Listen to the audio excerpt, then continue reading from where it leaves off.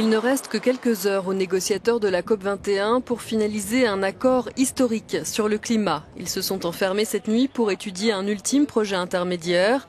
Au chapitre des progrès, on peut lire que la limite du réchauffement maximal de la planète doit être bien en deçà de 2 degrés. Nous voulons un accord, nous sommes extrêmement proches du but. Nous devons donc faire preuve de la responsabilité nécessaire pour trouver dans les heures qui viennent un terrain d'entente universel. Bref, il est temps de conclure. Reste le principal point d'achoppement, la question de la différenciation sur les efforts à fournir entre pays riches et pays en développement. Les pays développés pourraient verser une aide de 100 milliards de dollars annuels à partir de 2020.